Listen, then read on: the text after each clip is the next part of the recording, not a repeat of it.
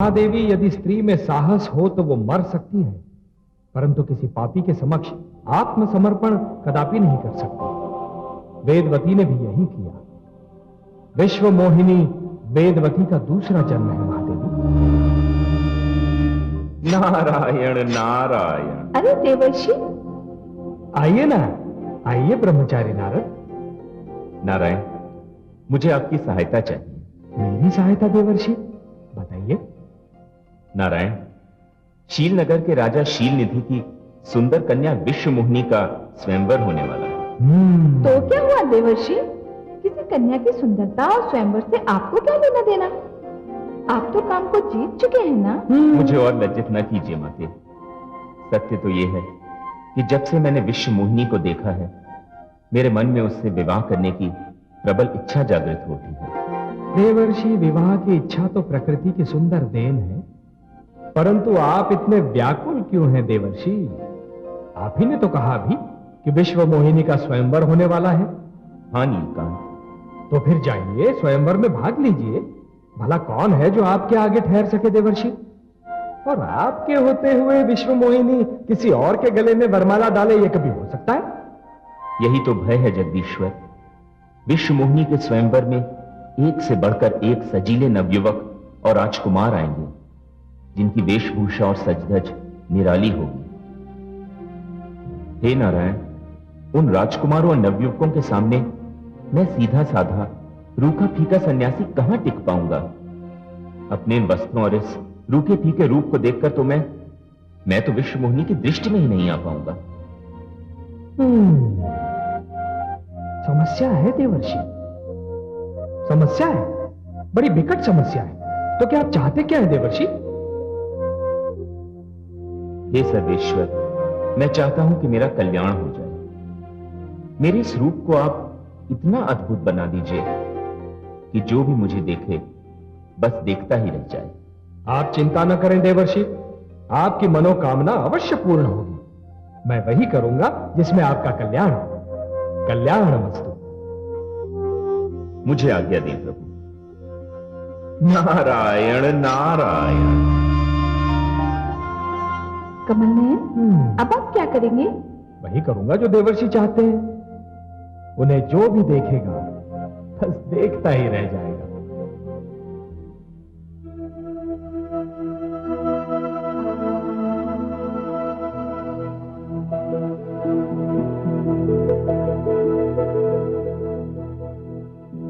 नारायण नारायण।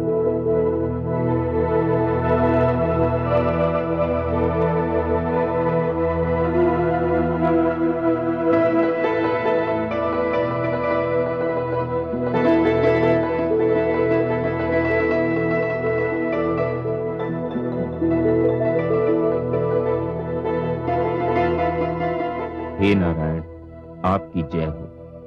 आपने मेरा कल्याण कर दिया, मुझे ऐसा रूप दे दिया कि मैं सबसे अलग, सबसे श्रेष्ठ दिखाई दूंगा। कोई मेरे मुख से दृष्टि हटा ही नहीं सकेगा। नारायण नारायण।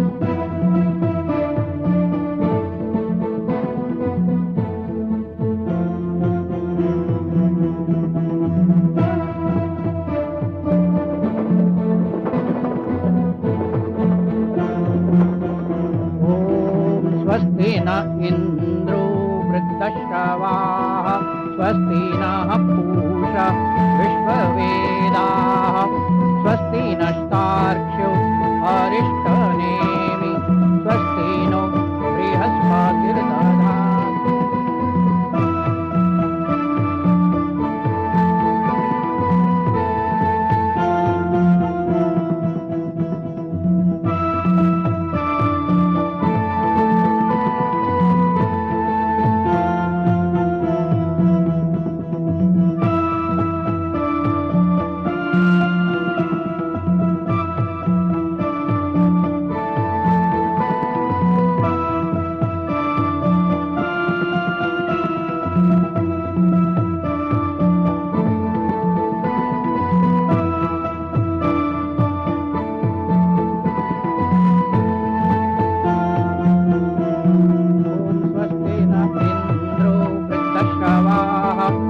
स्वस्ति नः पूषा विश्ववेदाः स्वस्ति नस्तार्क्ष्यो अरिष्टनेमि स्वस्ति नो बृहस्पतिर्दधातु।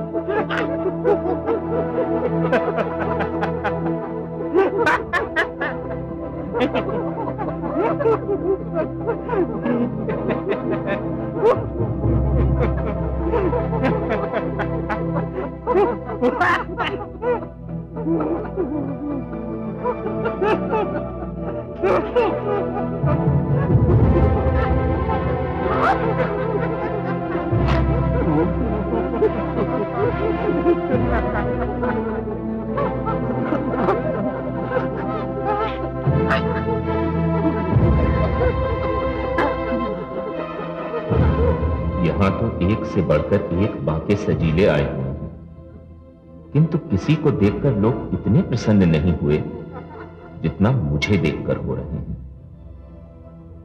अवश्य ही मेरे नारायण ने मेरा कल्याण कर दिया है।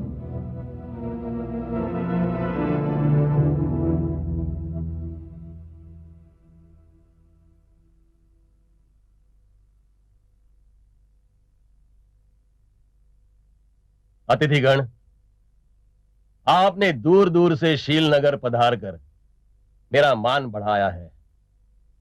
मेरे निमंत्रण को स्वीकार करके आपने मुझ पर उपकार किया है।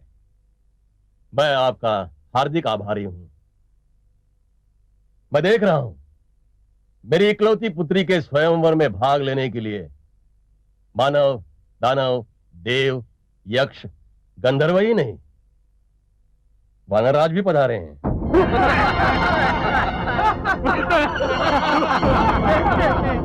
मेरी पुत्री के सौभाग्य की जितनी भी सराहना की जाए कम है।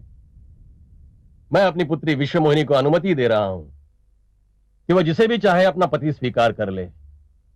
मैं निसंकोच उसे अपना जामाता मान लूंगा। विश्वमोहिनी, आयुष्मती भव।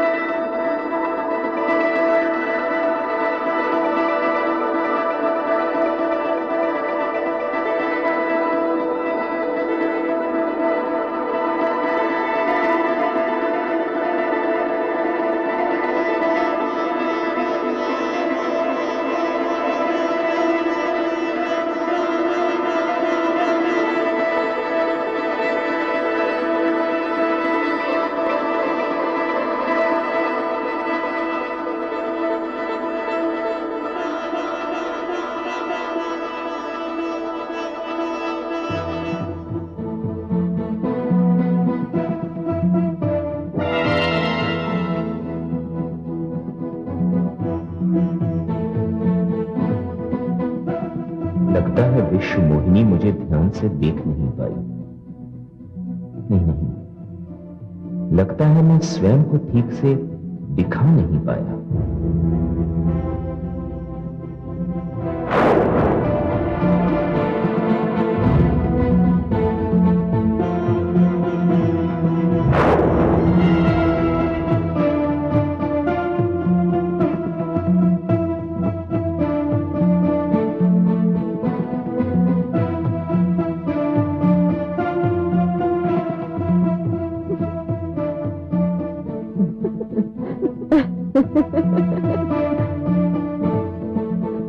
राजकुमारी, वानरराज तो आप ही को देख रहे हैं।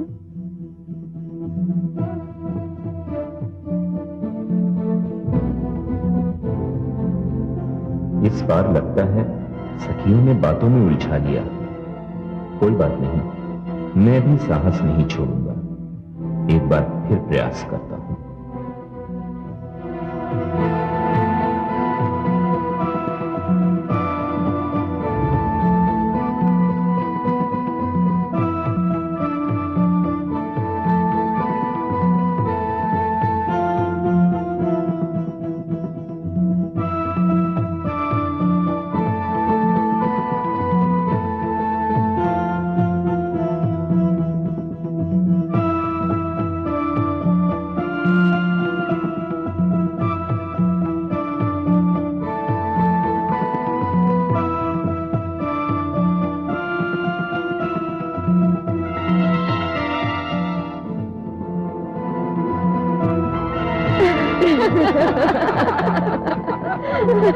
अचंभे की बात है, एक ही रूप के तीन तीन व्यक्ति दिखाई दे रहे हैं।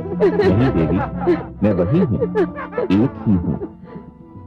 आपको अवश्य कोई भ्रम हुआ है। मैं ही 3 बार राजकुमारी के सम्मुख आने का प्रयास कर चुका हूँ। चौथी बार प्रयत्न मत करना। आपका सुंदर मुखड़ा 3 बार देखकर हम लोग तो धन्य हो गए।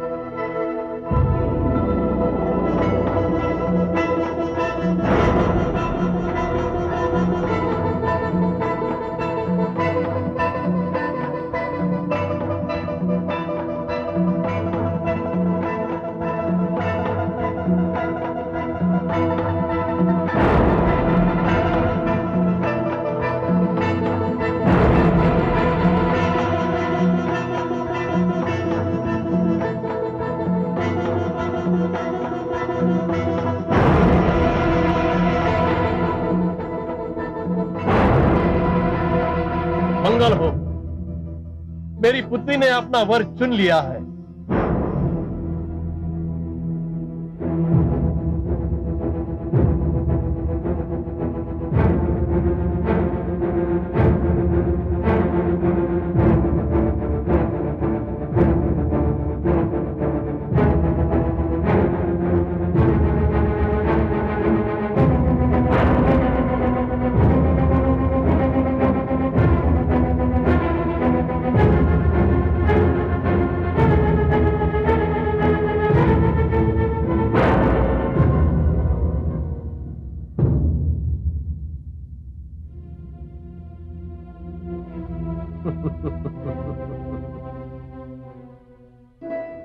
हे हरिहर, अहो भाग्य, आज आपके दर्शन हुए, मेरी तपस्या सफल हुई। हाँ देवी, तुम्हारे वर्षों की तपस्या और प्रतीक्षा ने मुझे तुम्हारे समीप आने पर विवश कर दिया है। आओ, मुझ में समा जाओ।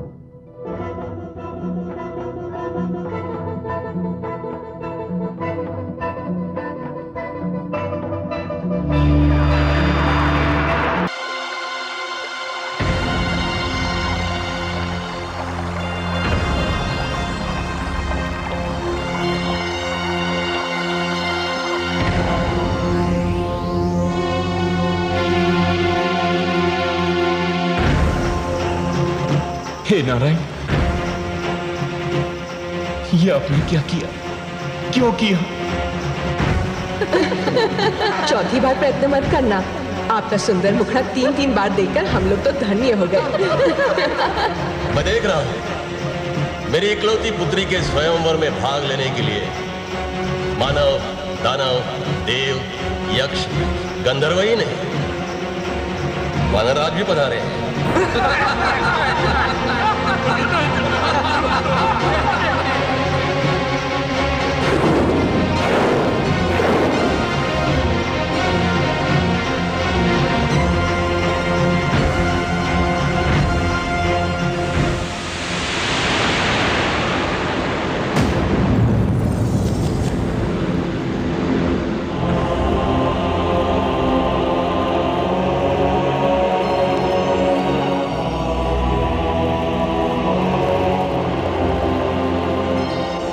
कमल नयन देवर्षि आ रहे हैं। ज्वालामुखी फटने ही वाला है। बहुत क्रोधित दिखाई दे रहे हैं।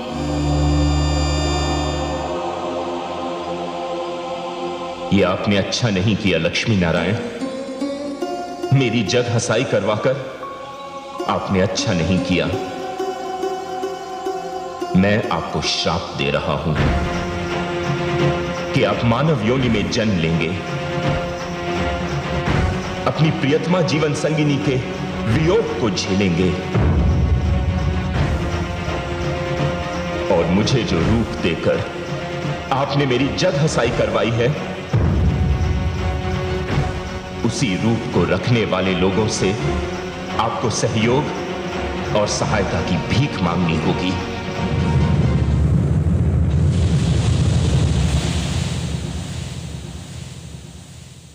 हे लक्ष्मी नारायण, मुझे आज बहुत दुख है। मेरे मन में अत्यंत पीड़ा है। यदि आपको स्वयं विश्वमोहिनी से विवाह करना था तो आपने मुझे प्रोत्साहित ही क्यों किया? मुझे स्वयंवर में भाग लेने के लिए उकसाया ही क्यों? मैंने तो आपसे अपना कल्याण करने की विनती की थी। आपने मुझे उपहास का पात्र बना दिया।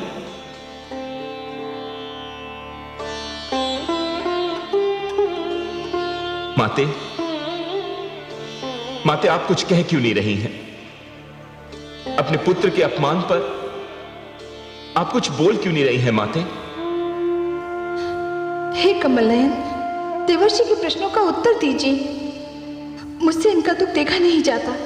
ये मुझे अत्यंत प्रिय है। देवर्षि, आपने 2 प्रश्नों का उत्तर चाहा है। पहला यह कि मैंने आपको विश्वमोहिनी के स्वयंवर में भाग लेने के लिए प्रोत्साहित क्यों किया, और दूसरा ये कि आपको वानर रूप देकर मैंने आपका उपहास क्यों करवाया। हां नारायण, और मुझे अपने इन 2 प्रश्नों का उत्तर यहीं और अभी चाहिए। निस्संदेह देवर्षि, जहां तक आपको स्वयंवर में भाग लेने के लिए प्रोत्साहित करने का संबंध है, तो मैं आप पर यह सत्य प्रकट करना चाहता था देवर्षि कि आपकी उस घोषणा के उपरांत भी कि आपने काम को जीत लिया है, आप काम को जीत नहीं पाए। देवर्षि, यदि आपने काम को जीत लिया होता तो विश्वमोहिनी को देखने के उपरांत आप उस पर आसक्त न हुए होते, अपना आपा न खो बैठते। हे देवर्षि, धरती पर जो कुछ हुआ वो तो केवल मेरी लीला थी। सर्वत्र माया का खेल था। लीला थी, खेल था, माया थी? मैं समझा नहीं नारायण। हाँ देवर्षि, वेदवती आपके नारायण की भक्त थी, इन्हें पाना चाहती थी, परंतु रावण की दुष्टता के कारण उसके जीवन का अंत हुआ। तब उसने विश्वमोहिनी बनकर अपने आराध्य विष्णु को पा लिया। हाँ देवर्षि, देवर्षि नीचे देखिए, जहां आपको शील नगरी दिखाई दी थी, राजा शील का भवन दिखाई दिया था, विश्वमोहिनी का स्वयंवर मंडप दिखाई दे रहा था। अब वहां क्या है?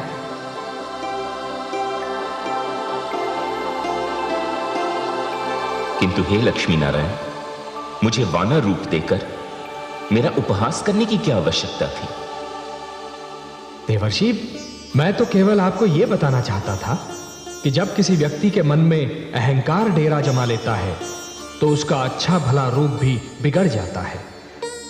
देवर्षि, जब अहंकारी व्यक्ति अहंकार के मद में चूर सिर उठाए और छाती फुलाकर चलने लगता है तो यह भूल जाता है कि उसकी उस चाल और मुद्रा को देखकर बुद्धिमान व्यक्तियों को हंसी आती है।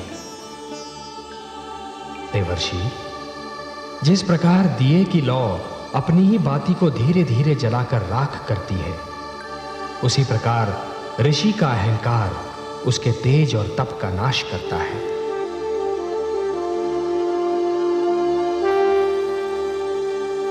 हे ब्रह्मापुत्र, मैं आपके तेज और तप को अहंकार की अग्नि से बचाना चाहता था। वो आपका उपहास नहीं था।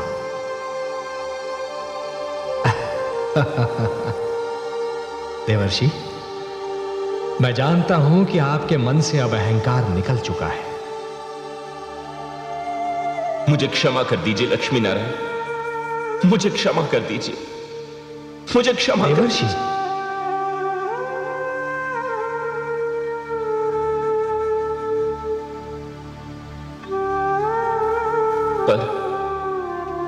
पर यह तो बहुत बुरा हुआ। देवर्षि, क्या बुरा हुआ? माते, मैंने अपने उपहास के आवेश में आकर नारायण को मानव योनि में जन्म लेने, पत्नी के वियोग को झेलने और वानरों से सहायता लेने का श्राप दे दिया। अब मैं क्या करूं? अब मैं क्या करूं नारायण? देवर्षि, आपका यह शाप सिर आंखों पर, और आपके इस शाप का एक अंश तो अतिशीघ्र रंग लाएगा। रावण के अत्याचार बढ़ते जा रहे हैं, मानवता कराह रही है देवर्षि, और मानवता की कराह को मैं अनसुना नहीं कर सकता। और देवर्षि, यह भी तो संभव है कि आपके इस शाप में भी मानव कल्याण का महान उद्देश्य निहित हो। देवर्षि के शाप से मैं भी तो मुक्त नहीं हूं कमल नयन। महादेवी, हम दोनों को धरती पर जाना होगा। देवर्षि के शाप के कारण मुझे रघुकुल जाना होगा, और आपका भी मिथिला नगरी में जाना निश्चित है। महादेवी, आप महाराज शीरध्वज के घर जन्म लेंगी। महाराज शीरध्वज के घर? कौन महाराज शीरध्वज कमल नयन? महादेवी, मिथिला के नरेश राजा जनक का वास्तविक नाम है शीरध्वज। उनके वंश के हर राजा को विदेह या जनक कहकर पुकारा जाता है, क्योंकि उनका आदि पुरुष एक मृतक की देह से जन्मा था। मृतक की देह से? ऐसी विचित्र बात कहकर आपने मेरी उत्सुकता बढ़ा दी है। भला मृतक की देह से कोई जीवित कैसे जन्म ले सकता है? महादेवी, अच्छा होगा कि जिस वंश में आप जन्म लेने वाली हैं उसके विषय में सब कुछ जान लें। मैं जानने के लिए उतावली हो रही हूं कमल नयन। बहुत पहले एक राजा निमि हुआ करते थे, जो बहुत ज्ञानी, विद्वान और प्रतापी थे। एक बार उन्होंने राजसूय यज्ञ करने का निर्णय लिया महादेवी, और उन्होंने अपने कुलगुरु ऋषि वशिष्ठ को पौरोहित्य के लिए आमंत्रित किया।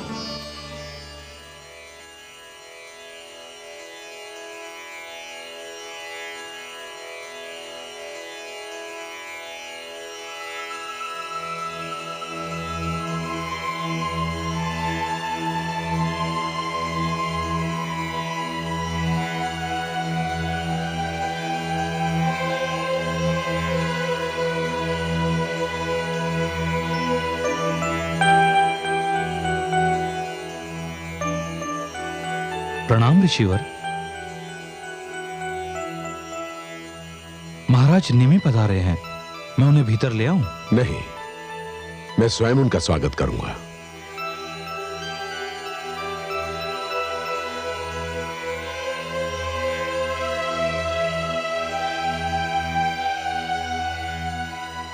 आपका स्वागत है महाराज निमि। प्रणाम गुरुदेव।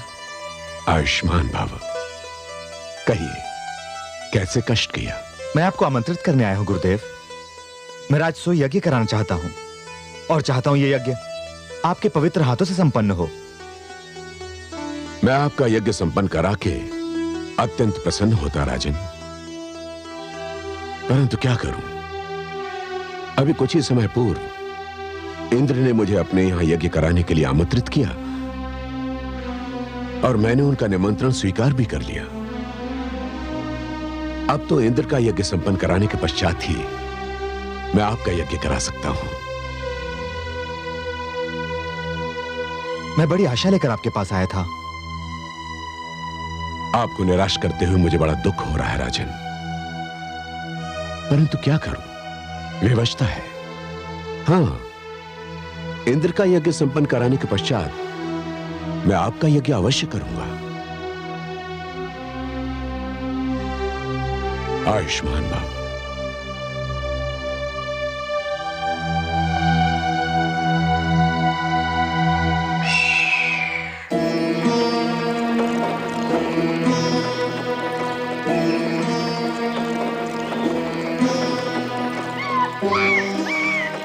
क्या करूं? गुरुदेव को लौटने में न जाने कितना समय लगे। यज्ञ का निश्चय कर चुका हूं। ऋषि गौतम के पास जाकर विनती करता हूं, वे अवश्य मेरा निमंत्रण स्वीकार कर लेंगे। अच्छा होता कि चलते चलते ऋषि वशिष्ठ से कह देता कि मैं ऋषि गौतम से यज्ञ करवा लूंगा।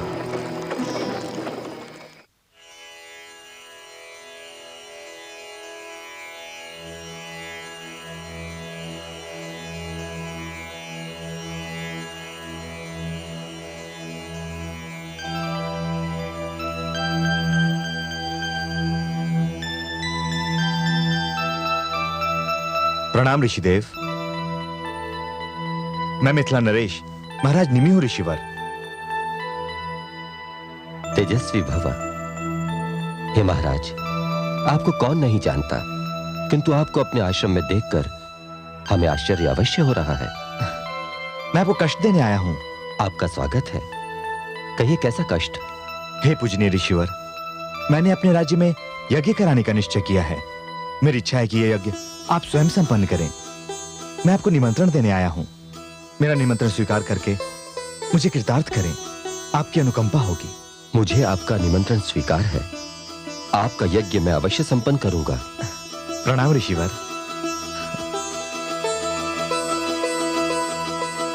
ओम भूर्भुवः स्वः तत्सवितुर्वरेण्यं भर्गो देवस्य धीमहि धियो यो न प्रचोदयात्।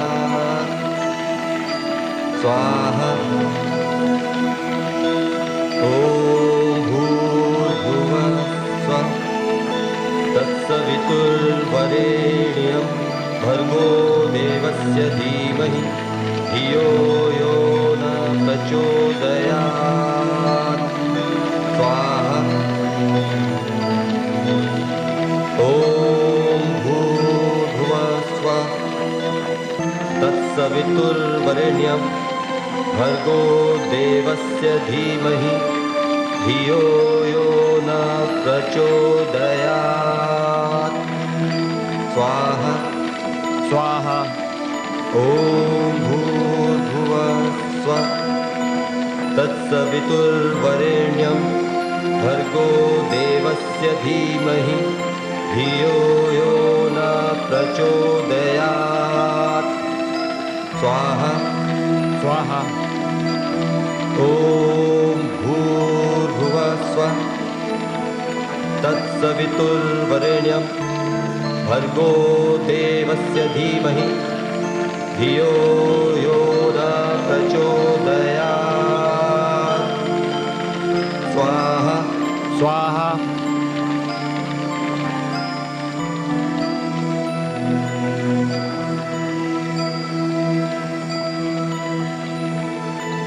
हे राजन, आपका यज्ञ संपन्न हुआ, बधाई हो।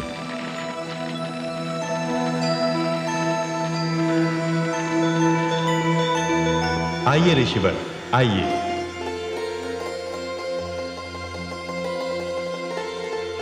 हे ऋषिवर, मेरा यज्ञ संपन्न करवा के मेरा पुरोहित बनकर आपने मुझ पर जो उपकार किया है उसे मैं सदैव स्मरण रखूंगा। इसमें उपकार कैसा देवराज? यज्ञ करना और करवाना तो हमारा धर्म है, कर्तव्य है। आपके निमंत्रण पर यज्ञ करवाकर और उसे संपन्न करवाकर मुझे अत्यंत प्रसन्नता हुई। परंतु पृथ्वी पर महाराज निमि मेरी प्रतीक्षा कर रहे होंगे। उन्होंने भी मुझे यज्ञ के लिए आमंत्रित किया है। वहां पर भी मुझे यज्ञ संपन्न कराना है। मुझे विदा दें। एक बार पुनः आपका कोटि कोटि धन्यवाद ऋषिवर। यशस्वी भव। कल्याणमस्तु।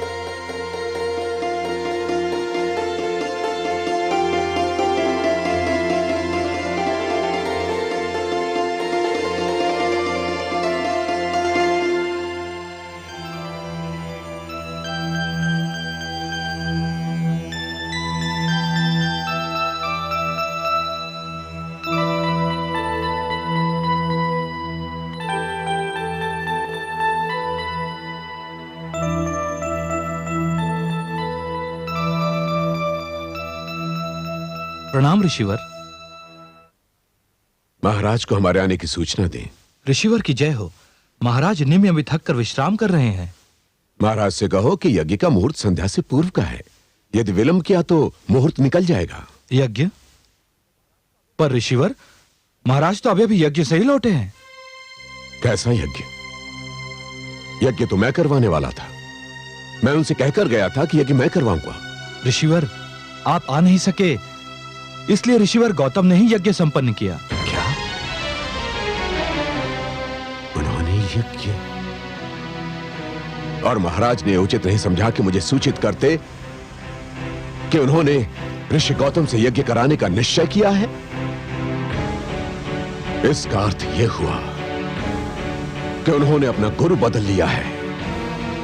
इसका अर्थ यह हुआ कि अब उन्हें मेरी आवश्यकता नहीं है। यह मेरा घोर अपमान है। जाओ, जाकर अपने महाराज से कह दो कि आज के यज्ञ का उन्हें कोई फल नहीं मिलेगा। और मैं वशिष्ठ उन्हें शाप देता हूं कि आज संध्या से पूर्व ही उनकी आत्मा उनका शरीर त्याग देगी। ऋषिवर, ऋषिवर, महाराज, महाराज, महाराज, महाराज। क्या हुआ? चिल्लाकर मेरी निद्रा क्यों भंग कर दी? महाराज, अनर्थ हो गया महाराज। क्या हुआ? गुरुदेव वशिष्ठ पधारे थे महाराज। क्या? गुरुदेव पधारे थे? जी। कहाँ है वो? वो तो चले गए। मैंने उनसे कहा कि आप विश्राम कर रहे हैं तो वो। मूर्ख, ये तूने क्या किया? क्या कहा उन्होंने? उन्होंने मूर्ख, क्या कहा उन्होंने? उन्होंने आपको शाप दे दिया महाराज। शाप दे दिया? क्या शाप दे दिया? उन्होंने कहा कि आज संध्या ढलने से पूर्व आपकी आत्मा आपका शरीर त्याग देगी महाराज। गुरुदेव, गुरुदेव, द्वारपाल, राजवैद्य को बुलाओ। महाराज, महाराज, महाराज, महाराज, महाराज, देखिए ना महाराज को क्या हो गया।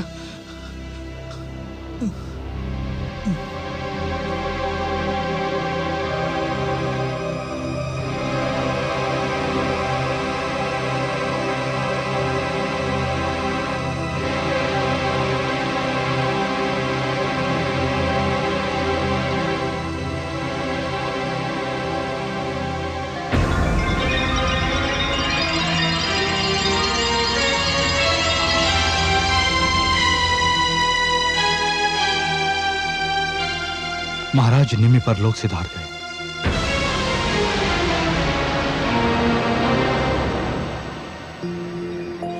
और इस प्रकार ऋषि वशिष्ठ के क्रोध और शाप के कारण राजा निमि का देहांत हो गया। दुख तो यह था महादेवी कि राजा निमि बिना संतान के थे। उनके उपरांत उनके कुल का अंत निश्चित था। उत्तराधिकारी के बिना उनका विशाल राज्य सूना रह गया।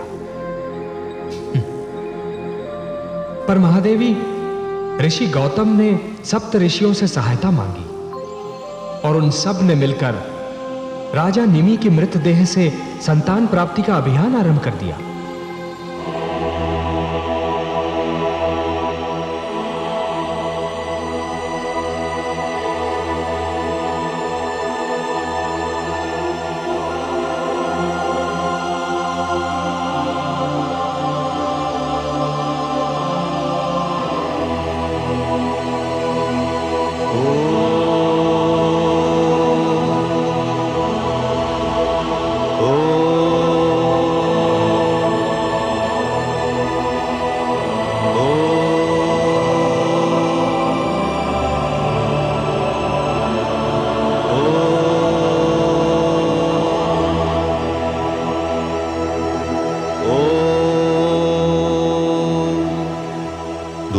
प्राप्त किया जाए।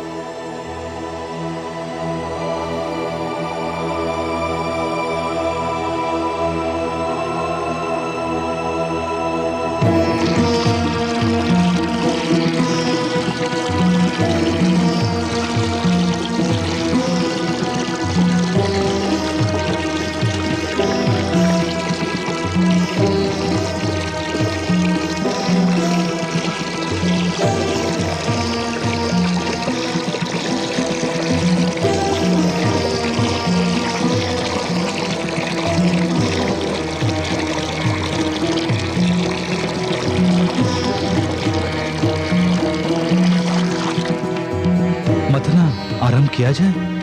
अवश्य ऋषिवर, मथानी लाई जाए।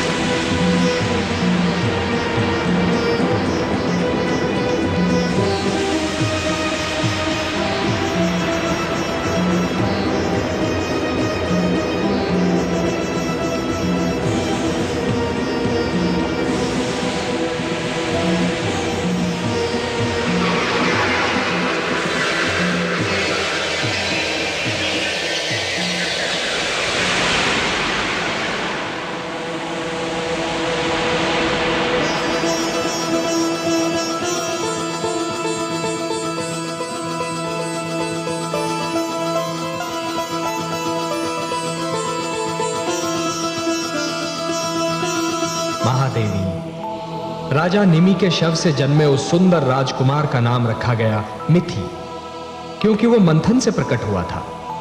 उसी ने मिथिला नगरी बसाई और उसके उपरांत जो भी मिथिला का राजा हुआ उसे विदेह या जनक कहकर पुकारा गया। विदेह इसलिए महादेवी क्योंकि उनका जन्म मृतदेह से हुआ था, और जनक इस कारण क्योंकि वो सारे राजा एक पिता की भांति प्रजा पालन करते थे। वर्तमान मिथिला के जनक अर्थात सीरध्वज मिथि की 37वीं पीढ़ी है। अब वही आपके पिता होंगे महादेवी, और आप उनकी पुत्री जानकी कहलाएंगी। हे कमल नयन, मुझे कब जाना होगा? अभी विलंब है महादेवी, और धरती पर तो हम दोनों को जाना होगा, जिसका एक कारण तो है देवर्षि का शाप और दूसरा कारण है रावण के अत्याचार। और मुझे प्रतीक्षा है रावण के पाप की गागर भर जाने की।